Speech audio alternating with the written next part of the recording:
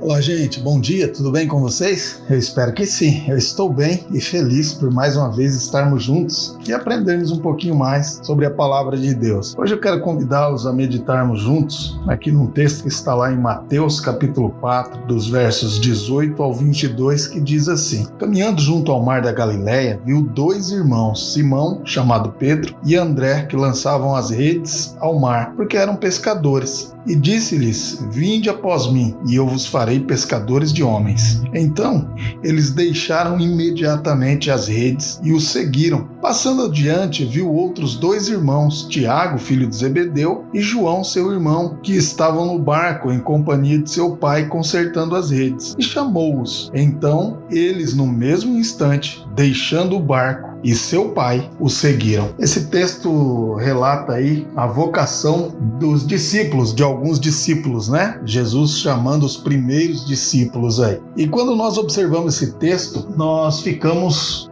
impactados com a forma como isso se desenvolveu, ou como aconteceu isso. E então algumas lições nós podemos perceber nesse texto que toca na minha vida e na sua vida. Em primeiro lugar, a disponibilidade deles em seguir Jesus. Aqueles homens estavam ali lançando redes para pescar, outros estavam consertando as redes junto com seus pais, com seu pai, mas quando Jesus os chama, eles seguem. Os discípulos, ao serem chamados por Jesus, eles deixaram imediatamente as ocupações que eles tinham e seguiram. Isso mostra a prontidão e disponibilidade para responder ao chamado de Deus. Isso é impactante, né? Tantas vezes nós ficamos pensando, será que vamos fazer tal coisa para Deus? Será que vale a pena? Será que isso? Será que aquilo?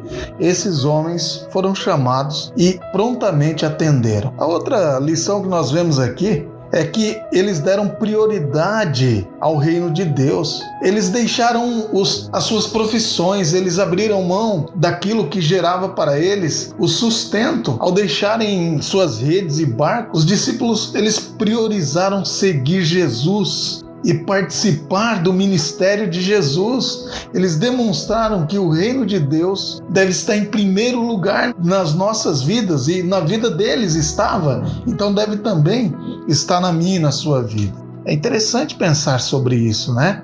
Quanto temos priorizado do nosso tempo, da nossa vida para o reino de Deus? Que tipo de prioridade tem o reino de Deus nas nossas vidas?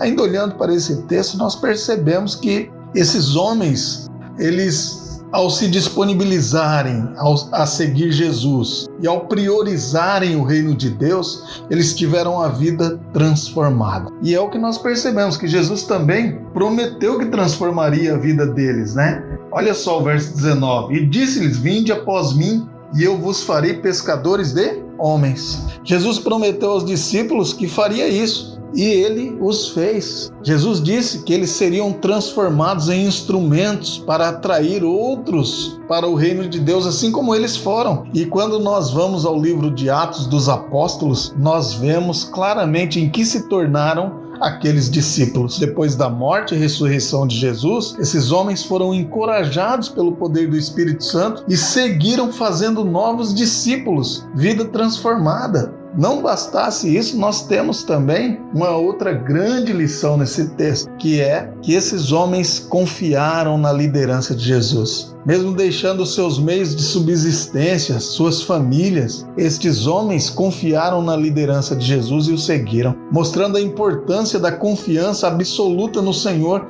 em todas as áreas das suas vidas. E isso também deve nos atingir, porque às vezes nós ficamos com medo de darmos mais tempo do nosso dia a Cristo, ao reino de Deus, pensando que pode nos faltar alguma coisa na nossa casa, na nossa família, pensando que no nosso emprego nós vamos ser menos eficazes, e não me parece que essa seja uma atitude correta e inteligente. Não dá para pensar dessa forma. Olhando para esse texto, nós precisamos seguir esse exemplo e saber que eles não foram abandonados, não foram desprezados, pesados e que, pelo contrário, Deus cuidou de cada um deles. Embora o final da história dos discípulos em si, tenha sido um término como mártires, mas Deus já tinha planejado isso antes. Por isso, eu e você precisamos pensar com que disponibilidade, com que prioridade nós temos atendido o chamado de Deus para as nossas vidas. E será que nós estamos confiando na liderança de Cristo sobre nós? Ora que, se não estivermos pensando assim, pode ser que as nossas vidas ainda não foram transformadas por Cristo como deveria ser. Precisamos cuidar e aprender com a palavra de Deus. Um bom dia, que Deus te abençoe e te guarde. Eu espero você em nosso próximo encontro, se assim o Senhor Jesus nos permitir. Um abraço e até lá.